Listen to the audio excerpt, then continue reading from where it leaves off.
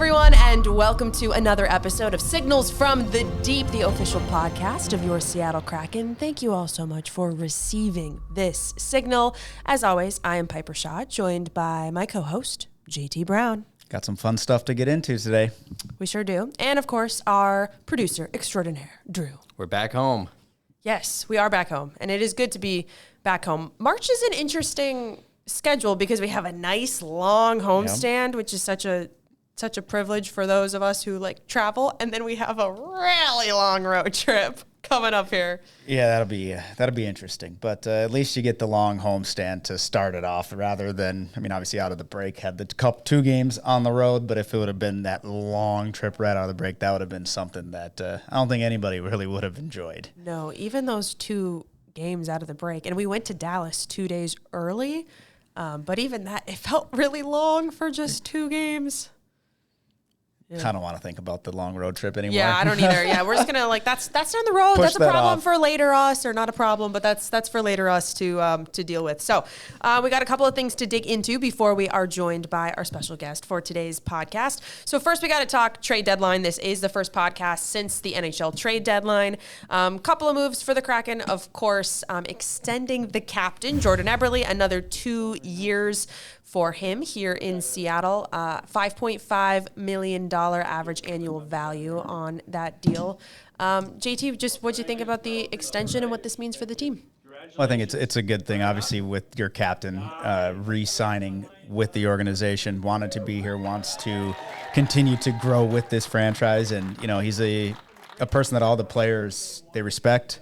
Obviously, he says the right things when it comes to the locker room. He's shown it this year, especially when you look at his play, coming back from an injury, leading the team in goals, leading the team when it comes to points as well. So to have that coming back, right, you obviously have to find the right line, and that's where ownership, agents, everybody works their way through. And I think that, you know, when you look at the numbers, you look at where he's at, I think both sides are happy, right? You want to have your leadership back. I think as a young franchise, to have that cornerstone, to have that piece in Eberle, the way that he's been playing. And again, you hear, I think for me, listening to other guys in the room, the way they talked about his signing, that shows it's the right thing, right? You listen to the way Matty Beniers was talking to him. I believe McMann had a few good sound bites on, you know, what Ebbs means to the team as well. So when, like I said, when you're listening to players, that's how you get the real vibe of what that player means to not only to the organization, but to the team and to the on-ice performance. So thought it was a good deal, obviously, for Ebbs and his family as well, to be able to stay here for 2 more years. And, you know, who knows what happens after that. I'm sure that's a conversation, just like the road trip, that's a conversation for another time. But, you know, definitely looking at his production and looking at what he means to this team and to the players in the locker room, it's a good signing. I like what you said, too, calling out Matty Beniers and Jared McCann, too, because obviously they're his typical line mates, so they know him very well, and it's important, obviously, that those 2 individuals, you know, really respect him and want him to stay around. But I also love, I know I said this on the broadcast the other night, but, like, it seems like every time we have, like, a new young kid come in to this team, they're always like, Jordan Eberle was my hero growing up. Like, I'll never forget when Berkeley Catton made his debut in Philadelphia earlier this year, and he was like, I can't believe I'm going to play on a line with Jordan Eberle, because they're both like Saskatchewan kids rather. And just like, he just grew up idolizing him from the World Juniors and stuff. Yeah. And even I remember Cale Fleury years ago when I met him for the first time, I asked him who his favorite player was growing up, and he was like, is it bad if I say Jordan Eberle? Like, you know, and so it's cool too. It's like you have like those top players, and then you also have that like younger generation, like buy-in and admiration. And those are just so great to have in your captain. And then you touched on his family too. Lauren, his wife, is a literal saint and just a spectacular mom. And I know that they genuinely love Seattle. They love it. They dig into all of what the community and the nature has to offer for them and their kids. So I'm really happy for everyone involved. Yeah, and the longer it goes too, right? You want to get that stuff done. You're in the last year of your contract, obviously. When you look at free agency, how things shake out, obviously you go through the rest of the year, but I know that's, you know, a sigh of relief, you know, from that side, from the camp, to be able to have that done and locked in. And, obviously you're going into the final stretch of the regular season here too, trying to keep into the playoff spots, keep pushing forward and stave off other teams that are trying to push their way in and take the Kraken spot. So to have him locked in, ready to go, it's awesome. Which it's also interesting because when you mentioned like free agency, that's a trend that we've seen so much this year too, with so many top players for teams that were expected to be free agents this offseason or possibly on the trade market. We're not, because they signed deals early, right? Which is making it going to be interesting in the summer a little bit. Yeah, I definitely think the new CBA sort of really put that into motion to start signing guys earlier just to lock in the longer term deal. But it's always interesting, right, when it comes to the free agency, and whether summer, that's down the line. Same thing though with the trade deadline. There's always moves, but it doesn't always work, right? There's always players. Is the asking price too high? What do I say we, but as an owner or a GM around the league, they would say, how do we value this player versus what the team that has them? They may have a different evaluation for him. So it's not as easy as everyone wants to make it believe or make it seem, especially when in the day and age of social media and how things work. It's a lot more complicated, but at the end of the day, that they're all making the calls, they're trying, but at the end of the day, it doesn't always work out. So I always get excited, but you just never really know. Yeah, you never really know. And that was also something that general manager Jason Botterill said, both in his media availability after the trade deadline, also on the broadcast, also in our team meeting this morning, is just it was a very interesting trade deadline. And there felt like there was across the league so many deals that could happen or not happen, but also no trade clauses came into play big time across the league, not for us necessarily, but just across the league in general. So, yeah, I'd also say too, this year's interesting when it comes to just looking around the league and looking at the standings, especially if you look at the Eastern Conference too, it's super log jammed, right? Mm-hmm. So if you're starting to trade, are you giving up? You know what I mean? If you're giving away players, are you just throwing away the season, but you're only a few points out? There's just so many teams that are so close. I think that definitely plays a part into it as well. Obviously not having been in those rooms, but just looking at where teams are, so many teams can make a push. And maybe it's not hey, we're all in, we're selling everything to get this one piece type of deal, but how can we improve our team just enough so that we can continue to solidify our spot? Or can we jump somebody else by just adding one piece here or there? Mm-hmm. Which brings us exactly to the move that the Kraken did make, trading with the Toronto Maple Leafs to acquire Bobby McMann, sending a 4th-round pick in 2026 and a 2nd-round pick in 2027 to Toronto. That was the singular move that Seattle made. What did you think of this trade and what Bobby can bring to this group? We, at the time of recording this, we've yet to see him play, but hopefully by the time you're listening to this, his visa will be all cleared up and we'll have seen him in action. But I just want to point out I did that on purpose, the segue into the next part with Bobby McMann. Genius broadcasting, JT.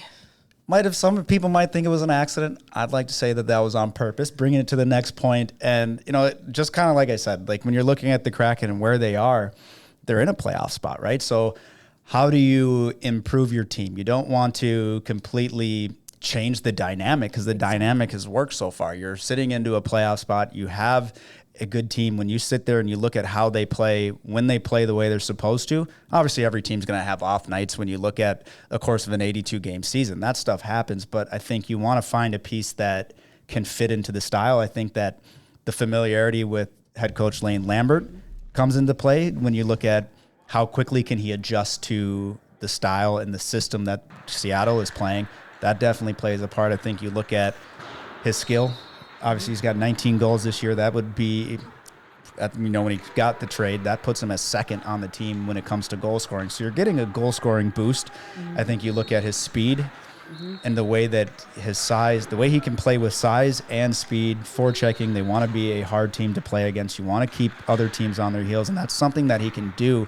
And, just finding the consistency aspect within there can be a really good force for this team. You look at him in the middle 6 to upper 6, when you look at just looking at the lines, where does he fit in? I definitely think you have an opportunity for him to be up in that top 6 role, get him in the front of the net from, play with speed, make the forecheck, make it hard for every team each and every night. And again, biggest aspect, you look at speed, you look at how you can shoot. He's got the hockey intelligence, the smart side of the game as well. But again, I think the big part is how quickly he can adjust. Obviously, it's a whirlwind type thing. No different than, waivers, or you get to trade it somewhere and all of a sudden you're in a different spot. I think that it's more just finding chemistry with guys. I think that's going to be the first thing you're looking at. Who does he fit with? You're going to try him in a couple different spots, whether it's, maybe it's on the second line. Maybe we move him to this wing instead of the other side. So I think there's plenty of room for him to grow and to see where it fits. But I think when you look at it on paper, it's a good move. You're able to add some scoring touch. I think that's one thing the Kraken, at times throughout the year, it's been struggled to score goals. Obviously, the goaltending's been great and been keeping them in games. And if you can add a few more goals to your lineup, it's definitely a good thing. And I want to build on 2 things that you said there too. You mentioned getting to the net. That's a big thing that we heard from Bottrill and Lambert, is just his ability to get there, which is sometimes a challenge for this team. And unfortunately, Jaden Schwartz will be out indefinitely with an upper body injury after an incident against Ottawa on last Saturday night.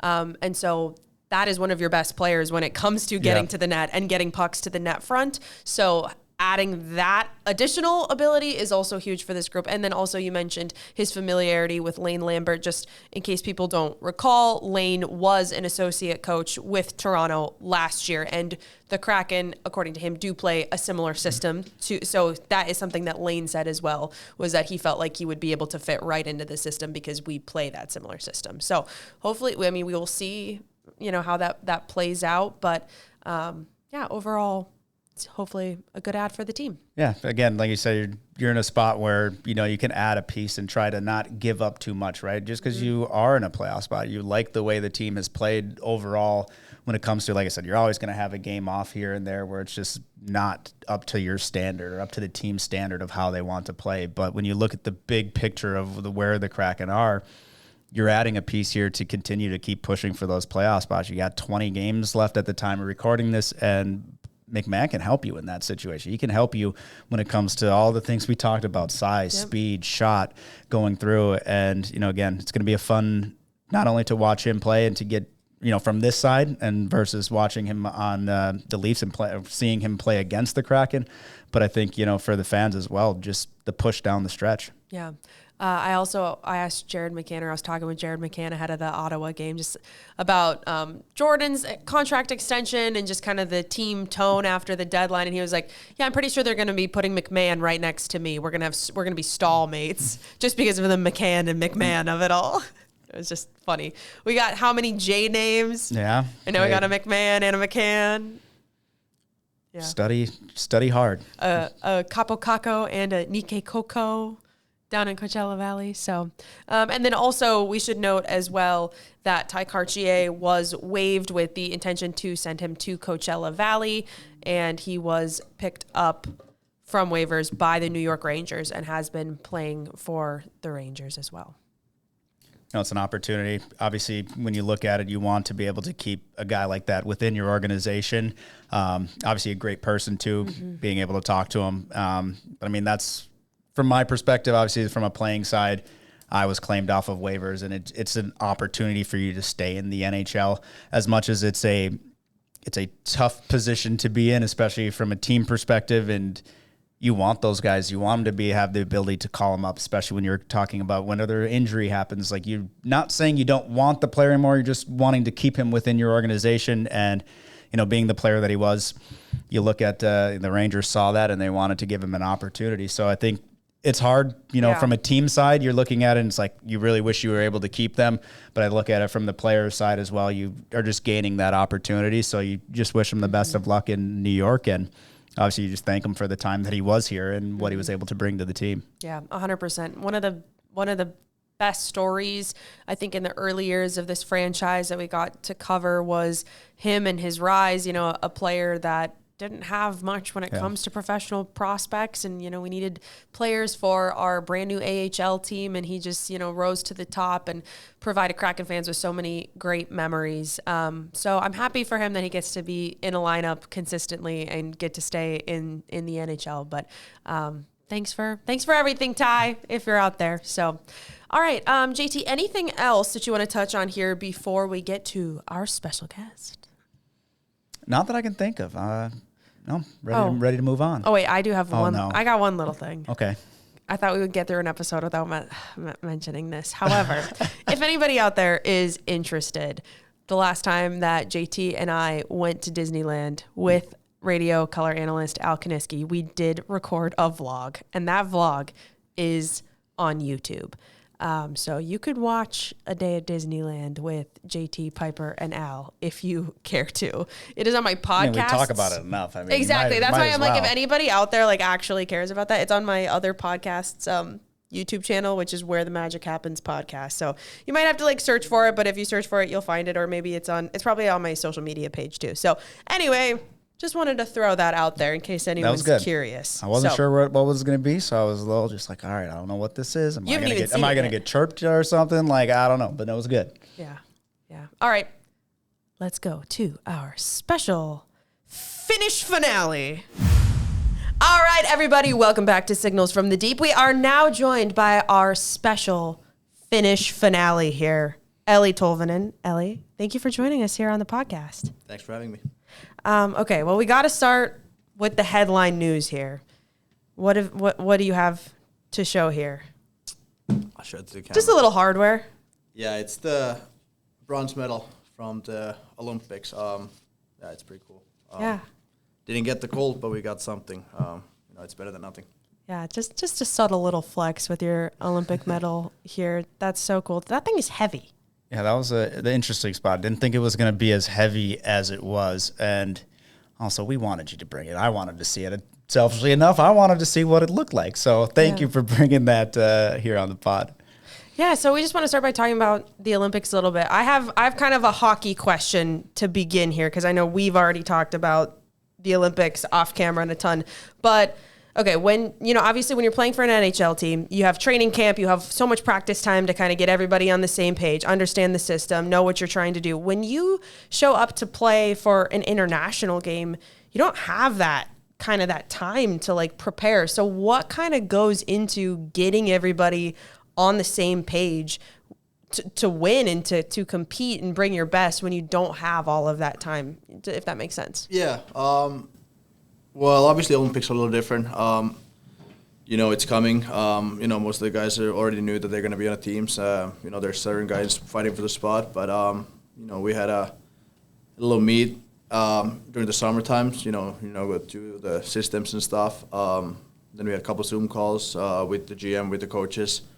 But then, literally, when we got to Milan, we had 2 days and hop on the ice and play the first game. So it was pretty quick, but they try to make it as easy as it could be to play the style of hockey that we play here. So they try to take what the teams are doing here, implement in our game. So it was a little hard, but at the same time, it was the easy when you play for your country. So it doesn't matter with the system. You're just so amped up to it on the ice, and you do everything you can do win the games. How much kind of like familiarity do you have with all of your teammates there too? Because obviously I would imagine a lot of you guys kind of grew up playing together, or you've played together multiple times before. Yeah, well, obviously for me,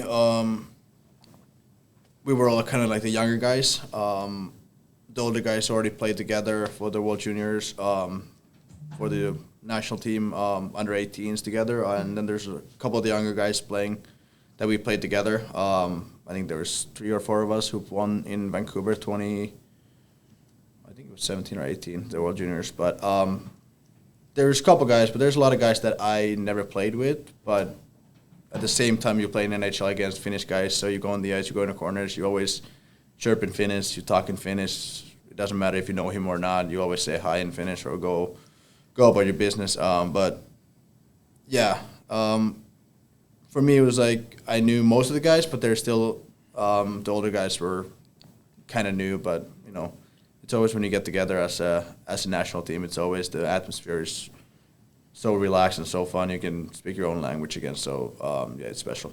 Yeah. What was that like switching, obviously, as someone who only speaks one language? Obviously, over here, I mean, you can speak to Capo in Finnish, but not everybody else on the team. So obviously, you're used to speaking English on the ice here. Is it an easy transition? You go back and forth? Were you doing some English, some Finnish, or was it just all Finnish going through? It's all Finnish. Yeah, I think it's easier to go that way for the national team. Sometimes when you don't think about it, you start answering questions in English. That happens, but other than that, I think it was way easier. Just everybody was kind of joking around. So when you have the light mood, it's easier to go about it in Finnish. You're a little bit of a prankster, a little bit of a silly goose, I would say. I Yeah. don't know anything about that. What? I don't know anything about that. Oh yeah. You know nothing about that. But I was just wondering, like, how much do you like chirp, like when you're on the ice? Like, do you chirp in English a lot? Like, No, you're not a big chirper. no, I can't. You can't. No, I can't back up. It still needs some learning for sure. Finnish, I try to do it. Yeah. But not in English yet. Well, I've been down in between the benches quite a few times, and I would say he's not lying there. I don't hear a lot back and forth. Who would you say on the team is the biggest chirper between on the ice and then between the two benches? It has to be Monty. You just say That's the right answer. Yapping away. Stupid stuff. Sometimes I look over and I was like, I don't even know what you're talking about. It's definitely Marty from my experience being in 100%. between. I usually take one ear off and like try to hear exactly what's going on. But Yeah. you mentioned, obviously the first Olympics. What was the key difference for you going into a second one? I think I was too young to be honest on the 2018. I kind of went there to play a tournament. It didn't feel like Olympics for me. That was the year I played really actually good hockey, a lot of hockey. So it felt like it was another tournament during that span. But for sure, this one was. I knew that what to expect. I knew how nice or how big of an experience it is to, live in the village. See different athletes, go have a breakfast, and you walk in the cafeteria. You see all these new or different athletes. Some of them wearing gold medal on the day 5 that you going for your first game, and they already won. So it's pretty special. I think that was the coolest thing too.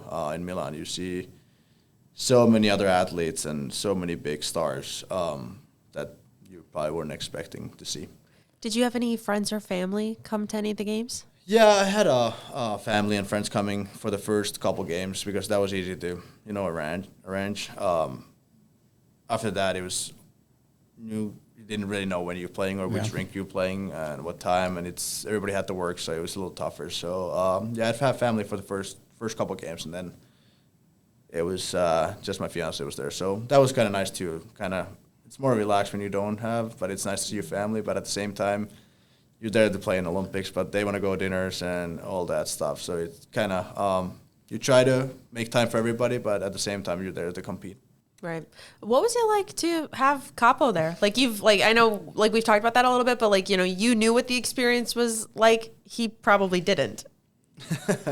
No, yeah. I mean, he did the Four Nations. He's competed internationally, but this is a whole different, he had no different idea thing. where he was going. To be honest, I think we were joking around on our way there. He had no idea when the flights were. I was trying to let him know. I was answering his emails about where we have to go. And it's like I felt like Baxi for a second, trying to figure out this flight plan for Capo, and he was just laughing, and he was like, "Yeah, you can figure it out." So I was glad that he was there too. It's been kind of fun, go through all the experience and kind of laugh about it after. Kubi there too. Saw him a lot actually at the village. So it was special to have those guys too, and it's nice to still talk about this day. Go through about having dinners together or just laughs and all the stuff that we did in Milan. Did you just have a copy of all of your travel itinerary for Capo? Did you guys just have the same itinerary, or were there any differences? At some point I just texted we had a lady who had our flights and stuff, and I just texted her that you can just send me the Capo stuff and I'll answer. You called the car. I got everything. You had the dinner reservation. Exactly. Did you actually? Oh my gosh. That's I was hilarious. interested to hear your opinion on this. There was a lot of buzz prior to the Olympics about the size of the rink and having the shorter neutral zone, maybe the ice conditions as well. What was it like once you got over there? Had they figured everything out, and was there really any difference for you? Well, you don't really feel the ice being smaller. It was so high tempo hockey, so you didn't really focus on the neutral zone being smaller. The ice was kind of bad in the first couple games, so I think that took away about the rinks being smaller too, because you're just so worried about not making turnovers because the ice was kind of choppy. But yeah, you didn't really care about the rink. It was really hot. The locker room was kind of weird too, the systems, and it was the setup was really cool rink, but it was still you can see it just finished, and I mean there's just still stuff that wasn't finished, but I think overall it was pretty cool rink, and everything was better than we were expecting months. Based before. on the reports and what everybody was hearing, you didn't really hear anything much afterwards, right? So just wanted to see on that. It's probably just one of those situations too, right, where I think people always say too, like, oh, do you notice the crowd or all these things? Like, once you start the game, you don't really pay attention to anything else. So you're not really, unless it was really short, because it wasn't short by a ton, right? They would be completely different if you were playing on a 3-on-3 rink size. But just that very minimalness, you probably wouldn't have picked up on it right in the game. Yeah, no, not really. And I think some of the guys were saying, actually, I think the coach said that it's the same rink they use for the global series in Helsinki 2 years ago. So it's the same size. It was a smaller back then, and then they had no idea that the rink was smaller when Florida and Dallas played there. So it's kind of weird that nobody talked about that, but it was the same size that it was on that couple games. Yeah. It's interesting because I talked to Gruby about this a little bit too, and he actually pulled out a whiteboard, but he said that for him, the reason that he could tell that the rink was different was because of angles off the dot coming his way, where the pucks were coming from. I don't know if you felt that at all as a shooter? No, not at all. Yeah. No. Obviously, way more important for the goaltender to understand the angles and everything. Yeah. But yeah, I thought that was interesting. Okay, something unrelated to this that we wanted to talk about. We talked about this with Vince a little bit, but we felt that we should talk with you about it because by many people's opinions, you are the player that has taken the most advantage of the change in the NHL dress code this year. What did you think about the dress code, and how would you describe your game day style? No, I love it. I think it's way better this way. I was not a big fan of suits. I always felt like they were uncomfortable on the travel. It was always, you want to go dinners after games or something, you always have to go home and change. So it's way easier now. You can just wear whatever. Feel comfortable going to the rink too. I think that's the biggest thing. You feel comfortable, you look good, you feel good, you play good, I guess. It's something I've always, being interesting is fashion shopping. I do way too much of it. You have a huge sneaker collection, right? Not anymore. Oh. I've tried to stay away from those. I used to have a bigger one, but right now it's just hats. I think Instagram ads are my biggest enemy right now. I see something I order, and then I have no idea what I ordered, different sizes. And I always tell myself I can always return. I never return. That's the biggest problem. I feel like they make it hard on Instagram, to do it. I mean, obviously, like Amazon and other places, or you can just stop in the store to return things. It's a lot easier, but I'm with you. I buy things all the time. My wife, Lexi, gets so mad when she's like, what'd you get off of Instagram? Like, which ad did you just buy something from? So I know how that goes. Yeah, they get me. I am a part of the algorithm. I get a golf shoes ordered in December, and I'm already thinking about, what can I wear with these? And then I start ordering T-shirts and hats, and I'm like, I don't even know if I'm going to golf next summer. So do you just give all the things that you're not going to wear to Capo then? No, just kidding. No, he's too Capo, big. here you go. I should order an XL pants. Who on the team would you say needs a little help in the style department on the game day fits? There's a lot. No, just a little. I'm not saying that it's bad, but I'm just saying just a little help. Like you should go take them shopping. Lars. He just keeps it very simple. He does. He loves his Lulu. That's why I always keep hard time with him. Okay. I always joke around with, his all new Lulu T-shirts. He has the white, brand new every game. So maybe get some prints on those. Okay. Yeah. Something a little more fun. You have that awesome purple jacket. Where did you get that jacket? That thing's sweet. Where did I get it? I think I got it in Finland end of last summer, actually, just before I came back to Seattle. I saw it and had to get it. You wore it like what? I think it was one of the first games this year. I think because I remember JB who does social for the Kraken. He was taking all the game day fits. He's like, "Yo, Tolvy's got this jacket." He's like, "That's the front page on social today. It's gonna be that purple jacket." I think that was in Toronto or Montreal. Yeah, that's a good one. Yeah, that is a good one. Okay, I want to talk about your pranks a little bit as well. We alluded to it. Do you have any pranks that you have conducted that stand out in your mind or that are favorites of yours? No, none. Not even the saw behind me on TV? I don't know. Well, I am pleased to report that at the start of the year, I was informed that Capo Kakko was living with Eeli Tolvanen once again. He has found his own place, though, now. Yeah, you're like, I don't know what you're talking about. No, actually, pranks. I don't even know if there's that many pranks this year. Really? Yeah, no. Didn't somebody cut like holes through Maddie's socks? I don't know. Oh, he told me. He told me that they did. That's a good one. Oh, you didn't hear about that? That's hilarious. Maddie told me that. I went around the room. I was like, what's going on? Well, Monty told me, he's like, Piper, there's been some pranks going around. I think you should look into it. I'm like, have you been doing the pranks or what? Like, okay. So then I went over to Maddie and I was like, do you know anything about pranks going on right now? He was like, well, somebody cut the toes out of both my socks today, and I pulled them on, and they went like through. There was a time that there was a lot of pranks. Actually, I remember that. Actually, lately it's been kind of quiet. Once it starts, it's hard to stop, though, right? Because like everybody wants to get back at the person or figuring out who did it. I still think one of my favorite one is like sewing, like when they're wearing suit pants and like suits, you'd like sew their pockets shut. Yes, that's a solid one. You get your pants on, their phone's stuck in their pocket, they can't get it out. Yeah, I think somebody was taping those student driver signs on the cars in the parking lot too. God, that is awesome. That's so good. Yeah, I don't know who that was. Yeah. Sure, you don't. You don't have to divulge. You don't need to say who they are. You don't gotta say it. I wondered if you had any though, just like ever that you like really remember, like even when you were like younger, like any that you were like, I'm particularly proud of that one. No, not actually. There is a couple. I mean, they're pretty basic though.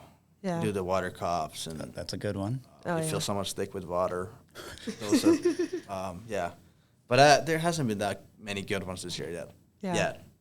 There will be. Well, put somebody's gloves in the freezer, both pairs, so that they can't use their backups for practice. They're going to be ice cold. That's always a fun one. Yeah, then Jeff gets pissed at me. Well, that's why you got to go to him and you got to get you got to get him in on the joke. Get him in on it. Yeah. Put all his Capo's gloves and he has 8 different pairs there, so. Change one of Capo's flights and he would never know. Exactly. That's actually that's a brutal prank. Yeah, going home. Okay, when we were in Anaheim though, and you ripped that saw behind me, I know you know what I'm talking about. Were you waiting for the moment? We need your perspective on this. Like the moment I started talking. Well, yeah, kind of. Well, I saw you looking around, just about to start talking, so I was like, okay, I'm gonna hold it a little longer. But yeah. Did you know that I was talking about you and Capo? You had no idea what I was talking about. That. I just saw you talking. I was like, okay, now I have to hold it a little longer. Yeah, that was what I thought about screaming too and make it like I cut myself, but then I was like, that's too much. That would have been all time. That would have been a hilarious clip. Oh my gosh. I don't know what I would have done.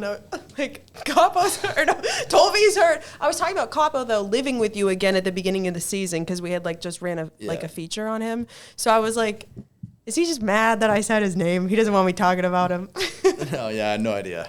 No, you definitely would have broke. There's no way you'd been able to keep going with what you were talking about. If he screamed and he thought his finger's gone or something. I'd be a bad person if I didn't. I wouldn't be a pro. I'd be like, wow.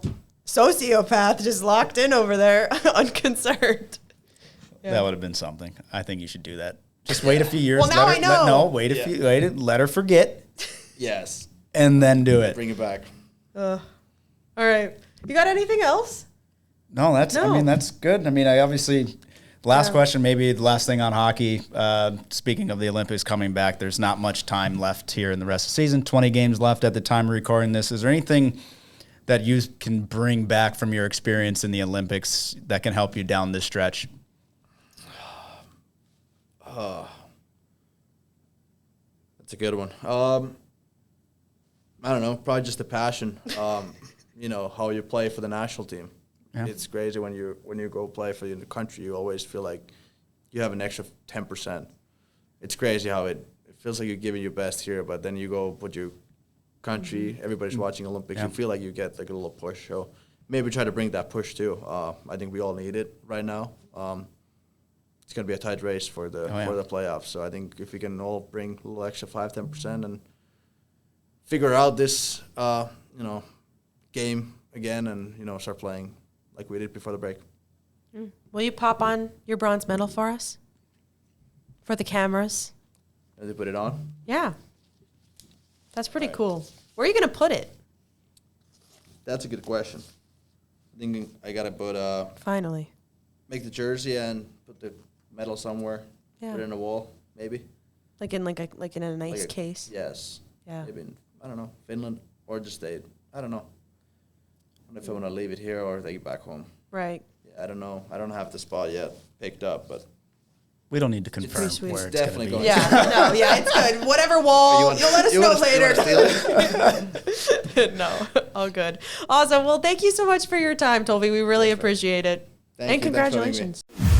Well, thank you to Eeli Tolvanen for joining us. That was one of my favorite interviews. That was super fun. Oh, that was awesome. Had some good answers. Really wish he would have done the scream and yell during the Saw clip. That would have been something special to get a little extra insight on that too. What was going through his mind during that awesome clip that you put out. I always tell people, and I know I say it on the broadcast all the time too. I'm like, Eeli Tolvanen, he has an energy, a humor that's really hard to capture. I think just like in-game interviews and those kinds of things, like it just doesn't fully come across in the same way as when you like actually get to know him. So I thought that was really fun to really just get to talk with him and see his personality a little bit more for everybody. So I thought it was awesome. I also like the last answer. I think that's important too, down the stretch and talking about playing for his country and how you got an extra 5 to 10% and like how we all can give that little bit extra. Thought that was a thoughtful answer to a question that I kind of threw a curveball to him. Yeah, he said good question. I don't get that very often, so little fist bump. All right, everybody. Well, we wanted to leave you with some words of wisdom from JT here because February was Black History Month. March is, of course, Women's History Month. And in the last game of February, JT came on the Kraken pregame show to talk about a little bit of Black hockey history. And there was a clip of something that you said that many of us felt was just so poignant, so heartfelt, and so important for people to hear. And I think it also can carry over and apply for women or for anybody who loves this game, who doesn't see themselves in this game in a variety of ways. So please enjoy. We want to send you off with JT's wisdom. It's rare. You're welcome in this game, and at any point, if anybody tells you that you're not, they're wrong, flat out. Keep pushing through, and you're going to find people, within this game that are going to support you and continue to push. So for me, don't give up and continue to find that love just the way that I did within this sport. It's an amazing sport. It is by far, in my opinion, yes, I'm biased, but don't give up. That'd be my key. Thank you for tuning in to Signals from the Deep with Piper Shaw and JT Brown. Give us an assist by rating your show on your listening app. You can watch the full video episodes on the Seattle Kraken's YouTube. Go Kraken!